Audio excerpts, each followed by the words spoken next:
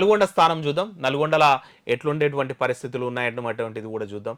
నల్గొండల చూసుకున్నట్టయితే ఆల్మోస్ట్ ఇక్కడ 7 మంది ఎమ్మెల్యేలు ఉంటే 6 మంది కాంగ్రెస్ పార్టీకి సంబంధించిన ఎమ్మెల్యేలు ఉన్నారు. ఒక ఎమ్మెల్యే బీఆర్ఎస్ సూర్యాపేట జగదీశ్వర్ రెడ్డి మాజీ మినిస్టర్, ఎక్స్ మినిస్టరు ఉన్నటువంటి నేపథ్యం ఉంది. ఇక బీజేపీ నుంచి సైదిరెడ్డి, ఇక కంచల్రా కృష్ణారెడ్డి ఇక్కడ నుంచి పోటీ చేసినటువంటి బీఆర్ఎస్ నుంచి పోటీ చేసినటువంటి నేపథ్యం ఉంది. సైదిరెడ్డి బీజేపీ నుంచి ఉన్నాడు. ఇది కాకపోతే ఏంటంటే ఇక్కడ 6 స్థానాలు కాంగ్రెస్కు ఉన్నాయి.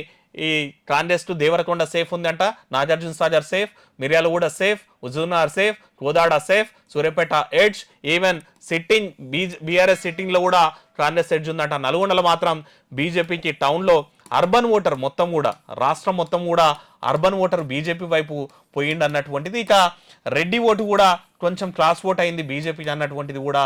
ఇక ఓసీ ఓట్లు బీజేపీ సైడు టర్న్ అయినాయి ఈసారి అన్నటువంటి మాట నేపథ్యంలో ఈవెన్ నల్గొండ అర్బన్ ఓటు ఉంటుంది కాబట్టి ఇది బీజేపీ సైడ్ పోయింది అన్నటువంటిది ఉంది. అట్లయినప్పటికీ కూడా కాంగ్రెస్ పార్టీ అనేటువంటిది 1.5 lakh మెజార్టీ తోటి ఇక్కడ గెలుస్తుంది అన్నటువంటి మాట వినిపిస్తుంది. మొత్తం మీద కాంగ్రెస్ పార్టీ గెలుస్తా అన్న సీట్లలో ఇంకోటి కాన్ఫిడెంట్గా చేరిన సీట్ ఏదన్నా అంటే ఖమ్మం, తర్వాత